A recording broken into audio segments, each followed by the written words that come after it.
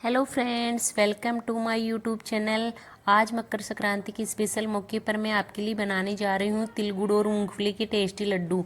ये लड्डू खाने में बहुत ही स्वादिष्ट होते हैं और विंटर के मौसम में हमारी बॉडी में गर्मी भी देते हैं। तो चलिए बिना टाइम वेस्ट किए ये रेसिपी बनाना स्टार्ट करते हैं। तो इसके लिए सबसे पहले मैं यहाँ पे 1 किलो तिल ले रही हूँ।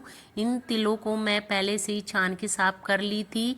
अब मैं यहाँ पे गैस पे एक कढ़ाई चढ़ा के मैं इनको 8-10 मिनट के लिए रोस्ट कर लूँगी। इनको ज़्यादा देर तक रोस्ट नहीं करना है वरना हमारे लड्डू कड़वे बनेंगे। तो ये रोस्ट हो चुके हैं।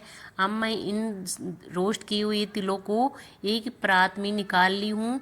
अब ये ठंडे हो रहे हैं जब तक हमें दूसरा काम करना है। अब इधर कढ़ाई में मैंने 1 टेबल स्पून मैंने घी डाल दिया है और हमने जितना तिल लिया था उतना ही हमें यहाँ पे गुड़ लेना है। तो मैंने 1 केजी तिल लिया था तो 1 केजी मैं यहाँ पे गुड़ ले रही हूँ। इनकी दोनों की क्वांटिटी बराबर ही होनी चाहिए, तभी हमारे लड्डू अच्छे बनेंगे। तो अब मैं यहाँ पे इस गुड़ को मेल्ट कर लूँगी। इसके लिए मैं यहाँ पे 1 टेबल स्पून पानी की भी डाल रही हूँ ताकि हमारा गुड़ अच्छी तरह से मेल्ट हो जाए। गाइस, ये लड्डू बहुत ही अच्छे बनते हैं। शायद सभी के घर में मकर संक्रांति के शुभ अवसर पर तो ये तिल मूंगफली के लड्डू सभी के घर में बनते हैं। तो मैं यहाँ पे 1 कटोरी मूंगफली की भी ले रही हूँ जिससे कि हमारे लड्डू बहुत ही टेस्टी बनते हैं। तो मैंने पहले से ही इन मूंगफली को रोस्ट कर लिया था और अब मैं इनको थोड़ा सा क्रश कर लूँगी। ज़्यादा बारीक नहीं करना है इसका। अब इधर हमारा गुड़ गुड़ मेल्ट हो चुका है। अब मैं पानी में इसका कुछ बूंद डाल के देख रही हूँ।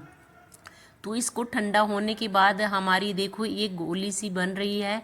इसमें हमें ऐसी बस गोली सी ही बननी चाहिए। हमें इसमें कोई तार वाली नहीं बनानी है, तार नहीं खींचना चाहिए। हमें बस इतना ही रखना है, गुड़ को इतना ही पकाना है। अब मैं यहाँ पे इलायची है, इसके बाद 1/4 टेबल स्पून मैं इसमें बेकिंग सोडा ऐड कर रही हूँ। इसको डालने से देखो कितना अच्छा एकदम हमारा गुड़ फ्लफी सा हो चुका है और हमारे लड्डू भी बहुत ही अच्छे सॉफ्ट बनेंगे इससे। अब ये कटोरी मूंगफली की थी, इनको भी मैंने इसी में डाल दिया है। अब इनको अच्छी तरह से मिक्स कर लेंगे तब तक कि ये एकदम कढ़ाई को ना छोड़ने लगे। अब मैं इसमें हल्का टेस्ट के लिए मैं इसमें कोकोनट पाउडर भी डाल रही हूँ जिससे कि हमारे लड्डू खाने में बहुत ही टेस्टी लगेंगे। आप लाइक करते हो तो डाल सकते हो वरना इसे स्किप भी कर सकते हो। इसी स्टेज पे हमें गैस की फ्लेम को ऑफ कर देना है। ये मिक्सचर अब कढ़ाई को छोड़ने लगा है तो अच्छी तरह से हमें इसको फटाफट से इसके लड्डू बनाने हैं। तो हमें इसे बिना ठंडा किए ही हम थोड़ा थोड़ा इसमें से अब बनाना स्टार्ट कर देंगे। इस मिक्सचर को अच्छी तरह से ऊपर से लेवल करके अच्छी तरह से इसे दबा देंगे और हम अब इसे बिना देरी किए हुए इसके लड्डू फटाफट से लड्डू बनाने के लिए आपके फैमिली मेम्बर की भी हेल्प ले सकते हो क्योंकि हमें इसे फटाफट से बनाना होता है।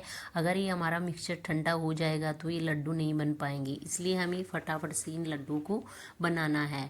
अगर ज़्यादा ही गर्म लगे तो हल्का सा हाथ में पानी भी लगा सकते हैं, इसी तरह अच्छे से लड्डू बन जाएंगे। और अगर इतनी स्वादिष्ट लड्डू हम खाएंगे तो उसके लिए हल्की तो गर्माहट झेलनी ही पड़ेगी।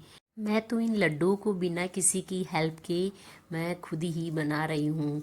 ये बन जाते हैं इजी से, इसे तो ज़्यादा दिक्कत नहीं आती है इस तरीके से बनाने में। इस तरीके से मैं 1 बाय 1 सारे लड्डुओं को इसी तरह से बनाती जा रही हूँ। गोल गोल लड्डू इतने अच्छे बन रहे हैं, एकदम पूरे एंड तक ही सारे मिक्सचर को कोई दिक्कत नहीं आई। आराम से सारे लड्डू बन रहे हैं और इन लड्डू के बगैर तो मकर संक्रांति का त्यौहार ही अधूरा है। यह तो स्पेशल रेसिपीज़ तो सभी के घर में बनना ज़रूरी होता है। तो फ्रेंड्स, अगर आपको मेरी मकर संक्रांति स्पेशल लड्डू रेसिपी अच्छी लगी हो तो लाइक शेयर और सब्सक्राइब करना ना भूलें और नीचे कमेंट में बताना कि ये तिल मूंगफली के लड्डू कैसे लगे। तिल गुड़ खाओ, मीठा बोलो और खुश रहो। Happy Makar Sankranti. Thanks for watching my